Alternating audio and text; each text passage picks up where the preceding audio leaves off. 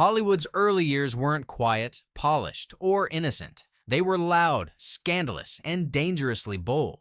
Directors weren't just telling stories, they were starting fires, challenging morals, and bending every rule the censors tried to enforce. So here's the real question. When movies made nearly a century ago can still shock us, what does that say about how fearless those filmmakers were? Let's take a trip back to the films that rattled society, long before the 1950s. The Birth of a Nation, 1915. Few films in history embody the word bold quite like The Birth of a Nation. D.W. Griffith didn't just make a movie, he detonated a cultural bomb. At 3 hours long, with sprawling battle scenes, complex cross-cutting, and massive production values, it was unlike anything audiences had ever seen. For many, it was proof that cinema could rival novels or theater as serious art. Yet it was also one of the most toxic pieces of propaganda ever put on film. The story glorified the Ku Klux Klan, twisted history, and portrayed Black Americans in grotesquely racist ways. The reaction was immediate and explosive. Some cities banned it outright. Civil rights leaders like the NAACP organized protests. Riots even broke out in places where it was shown. And yet, it became the highest-grossing film of its time. Even President Woodrow Wilson allegedly praised it, though that quote has long been disputed. What made it bold wasn't just its content, it was Griffith's willingness to gamble everything on spectacle. Audiences had never seen film used as a weapon of persuasion this powerfully. They didn't just watch, they felt swept away. That was groundbreaking and dangerous. This double-edged legacy is why The Birth of a Nation still sits uneasily in history books. Bold for its artistry, bold for its audacity, and bold for its undeniable influence, even as it pushed one of the most harmful messages ever put on screen. It showed the world cinema's power, and it did it in the most controversial way possible. Intolerance, 1916. After the firestorm surrounding The Birth of a Nation, Griffith could have played it safe. Instead, he went bigger, riskier, and more audacious with Intolerance. It was his defiant answer to critics. If they thought he glorified hate, he'd make a film about the cruelty of hate across all of human history. Bold doesn't even begin to describe it. Intolerance intercut 4 different stories: the fall of Babylon, the crucifixion of Christ, the French Revolution, and a modern-day tale of injustice. Griffith used the image of a mother rocking a cradle as a symbol tying the stories together. The sheer scale was staggering. Massive Babylonian walls and temples, armies of extras storming gates, and a budget so huge it nearly bankrupted Griffith. Audiences, though, weren't ready. Many found the editing too confusing, hopping from century to century with no warning. Some critics admired the vision. Others thought it was a mess financially. It bombed. But in hindsight, it looks ahead of its time, almost like a modern mashup movie. What made Intolerance bold wasn't just the spectacle, it was the risk. Griffith poured everything he had into proving film could tell layered, universal stories. It wasn't successful then, but today, it's recognized as a milestone that influenced everyone from Eisenstein to Christopher Nolan. A bold failure, yes, but one that carved its name into cinema history. The Sheik, 1921. When The Sheik premiered, it didn't just introduce a movie, it created an icon. Rudolph Valentino became Hollywood's first true heartthrob, and the movie itself became shorthand for scandal. The plot followed an Arab sheik who abducts a European woman, a story that was equal parts forbidden fantasy and melodramatic romance. Audiences, especially women, were hypnotized by Valentino's magnetism. His dark eyes, graceful movements, and undeniable charisma ignited a craze. Women fainted at his appearances. Fan clubs exploded across the country. Men, however, hated him. Editorials mocked his style and worried he was feminizing American manhood. The backlash was so intense, newspapers labeled him a threat to masculinity. Critics weren't kind either. Many called the film immoral, exotic trash, or an endorsement of dangerous ideas. Churches denounced it. But ticket sales told a different story.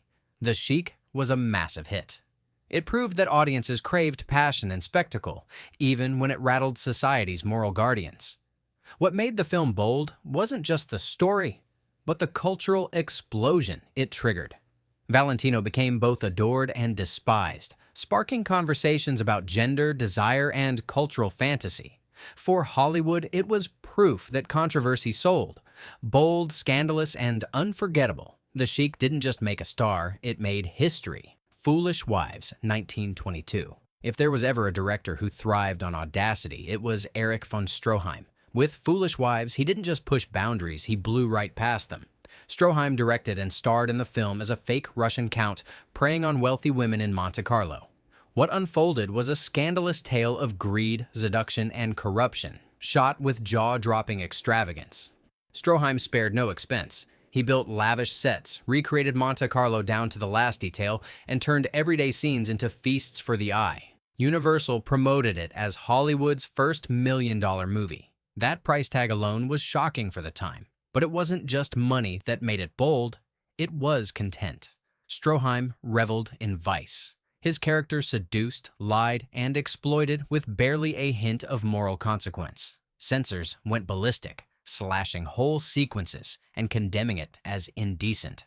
Critics clutched their pearls, but audiences couldn't look away. Stroheim became notorious as the man you love to hate. What makes Foolish Wives so bold is its refusal to hide behind moral lessons. Stroheim showed corruption as it was, with no apologies. The film was less about punishing bad behavior and more about exposing hypocrisy. Audacious, decadent, and fearless, it cemented Stroheim's reputation as Hollywood's enfant terrible and a director unafraid to scandalize. The Ten Commandments, 1923. Cecil B. DeMille knew how to shock an audience, and with the Ten Commandments, he shocked them twice. He didn't just give them one story. He gave them two. The first half was a grand biblical epic. Moses leading the Israelites, the plagues, the parting of the Red Sea, all staged with gargantuan sets and groundbreaking visual effects. Audiences had never seen miracles on screen like this before. Then came the twist. DeMille shifted to a modern-day story about two brothers in the 1920s, one who lived by the commandments and one who didn't. Suddenly, the tale of Moses became a morality play about jazz-age excess, greed, and betrayal. The message was blunt. Sin wasn't just ancient, it was alive and well in modern America. Audiences were floored. Critics admired the daring double structure, though some thought it was a gimmick. But there was no denying its impact. It was a massive hit and cemented DeMille's reputation as Hollywood's master showman. What made the Ten Commandments bold wasn't just its spectacle. It was its audacity to combine ancient history with modern melodrama, all while lecturing audiences about morality in the Roaring Twenties. Big, brash, and unforgettable, it set the standard for epic Hollywood filmmaking. The Public Enemy, 1931. If one movie cemented James Cagney as the face of gangster cinema, it was The Public Enemy. Released in 1931, right in the middle of Prohibition and before the production code came crashing down, this film wasn't just gritty, it was unapologetically raw. Cagney played Tom Powers, a scrappy street thug who claws his way to the top of the criminal underworld through sheer nerve, violence, and brutal ambition. Audiences had seen crime films before, but nothing like this. From the start, the film leaned into realism. Bootlegging, backroom deals, and sudden bursts of violence were depicted without the soft focus or moralizing Hollywood usually tacked on. Tom Powers wasn't a gentleman thief or a tragic anti-hero, he was a ruthless gangster who enjoyed the power that came with intimidation. The result was a movie that felt dangerously alive, like peeking behind a curtain America didn't want to admit was there. And then came the infamous grapefruit scene. At the breakfast table, in a moment both shocking and humiliating, Cagney shoved half a grapefruit straight into Mae Clark's face. It was unscripted brutality that electrified audiences. Newspapers couldn't stop talking about it. Was it comedy? Was it cruelty? The ambiguity made it unforgettable, and it's still one of the most discussed moments in film history. Critics were split. Some praised the movie's unflinching honesty. Others condemned it as glorifying crime. But audiences poured into theaters, proving Hollywood's gamble on grit had paid off. The boldness of The Public Enemy wasn't just in the violence, it was in the way it refused to make crime look noble or romantic. It showed gangsters as thugs, not icons, and it didn't clean up their messes for respectability. Bold, violent, and unforgettable, The Public Enemy didn't just shock, it set the stage for an entire genre of gangster films that would dominate the 1930s. It proved Hollywood was willing to get its hands dirty, and audiences loved every second of it. Scarface, 1932. If The Public Enemy rattled audiences, Scarface practically set off alarms in Hollywood. Directed by Howard Hawks and produced by Howard Hughes, this was the gangster movie that pushed everything to the extreme.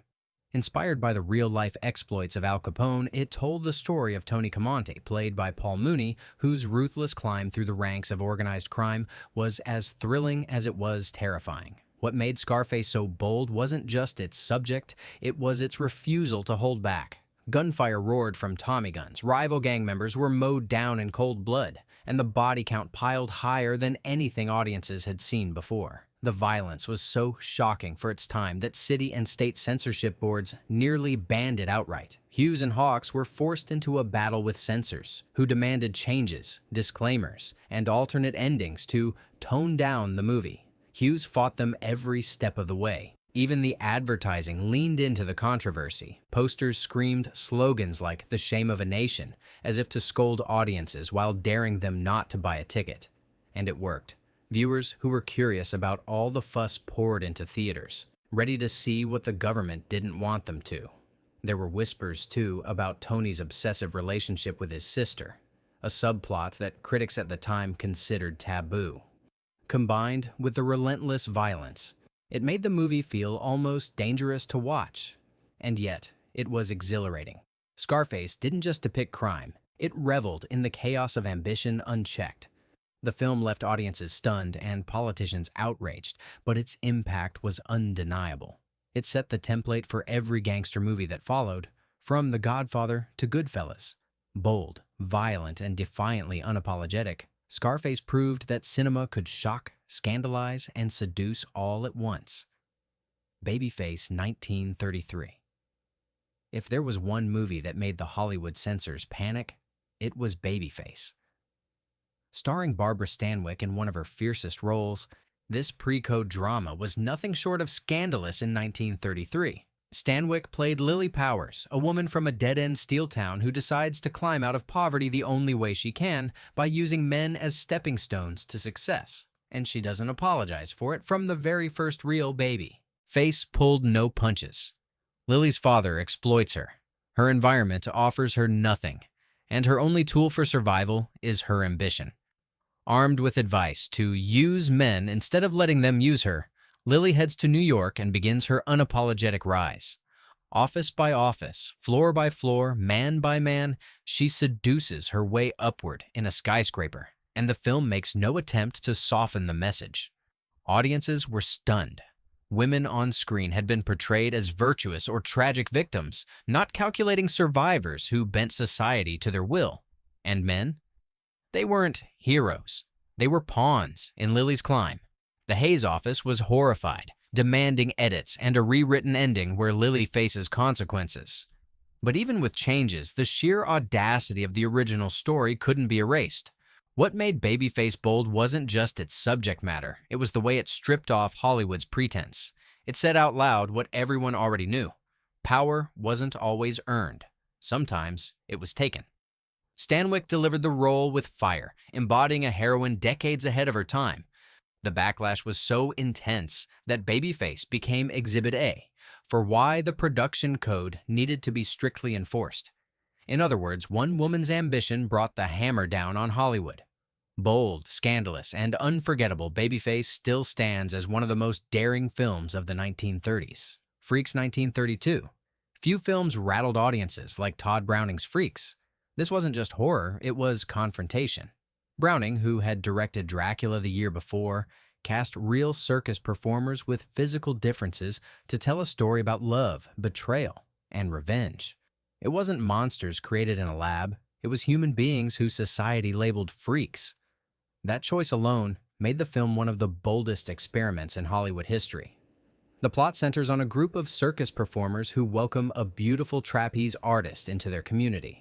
But when she schemes to exploit and betray one of them, the performers band together to deliver chilling revenge. The infamous chant, one of us," echoed long after the credits rolled, haunting audiences with its message of solidarity among the marginalized. The reaction?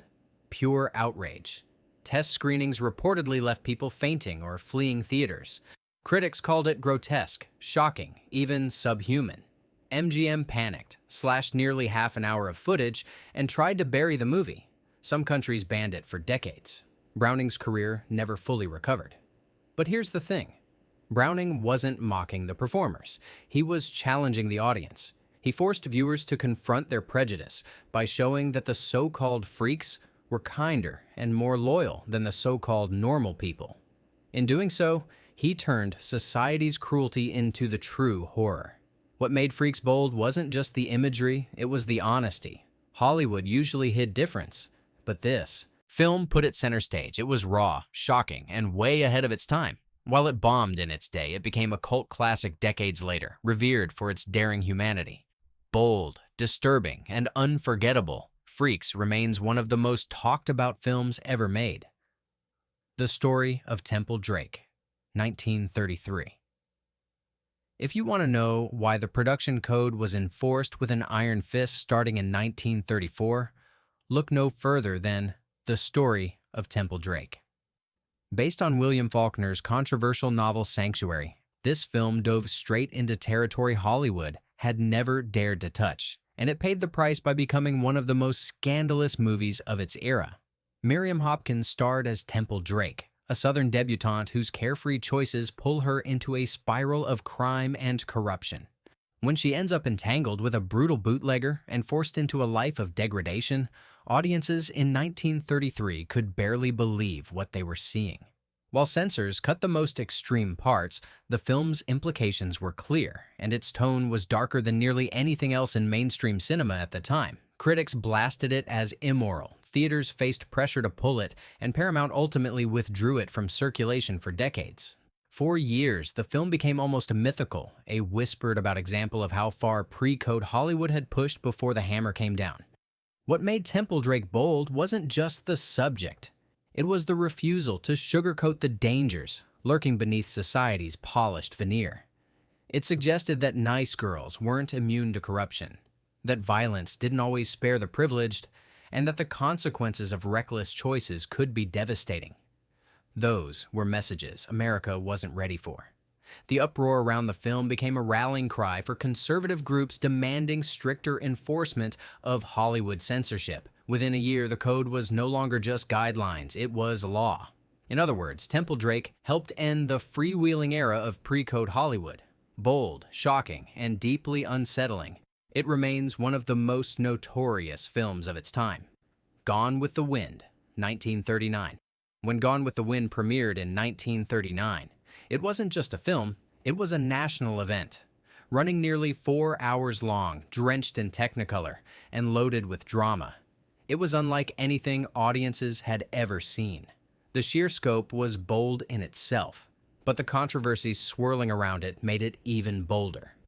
The story followed Scarlett O'Hara and Rhett Butler through the Civil War and Reconstruction, presenting the Old South with a romantic gloss that critics and activists immediately attacked. Its treatment of slavery, its racial stereotypes, and its glorification of a bygone era sparked protests even during its release. But that didn't stop it from dominating the box office. It became the highest-grossing film of its time, a record it still holds when adjusted for inflation. And then there was that line. Clark Gable's Rhett Butler telling Scarlett, "Frankly, my dear, I don't give a damn," stunned audiences. The production code strictly forbade profanity, but producer David O. Selznick fought tooth and nail to keep the word in. He won, and the result was one of the most iconic moments in cinema history. The casting itself was bold too. Hattie McDaniel's performance as Mammy earned her the first Academy Award ever given to a black actor, an achievement both celebrated and complicated considering the racial stereotypes of the role. What made Gone with the Wind bold wasn't just its epic production, it was its ability to spark heated debates while captivating audiences with spectacle. It dared to tackle American history with grandeur, romance, and controversy rolled into one package. Big, brash, and unafraid to stir outrage, it remains one of the boldest films of classic Hollywood, for better and worse. Citizen Kane, 1941. When Orson Welles released Citizen Kane in 1941, he was only 25 years old. That fact alone makes the film's audacity jaw-dropping.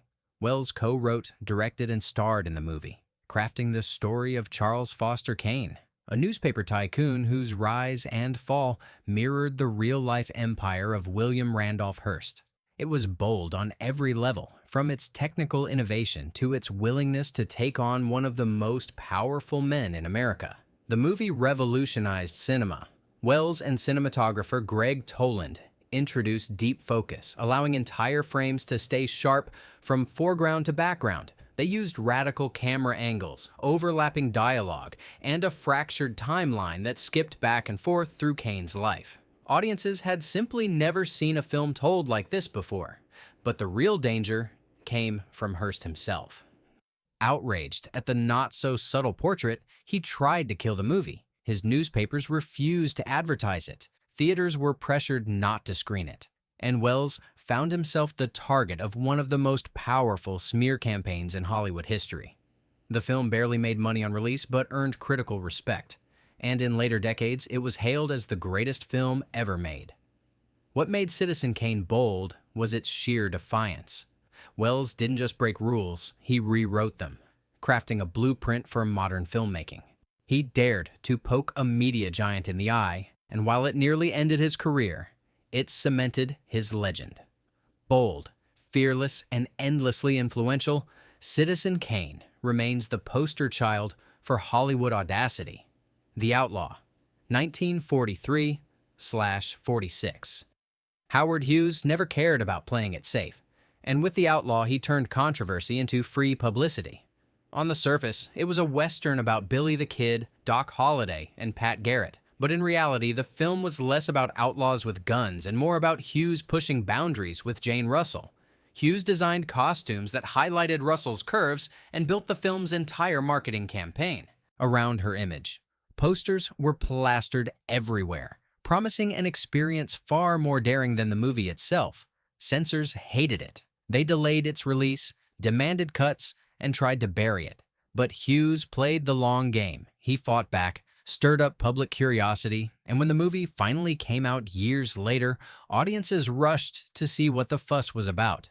The movie itself was a fairly routine Western, but the spectacle around it was something else entirely. Hughes proved that scandal could be weaponized.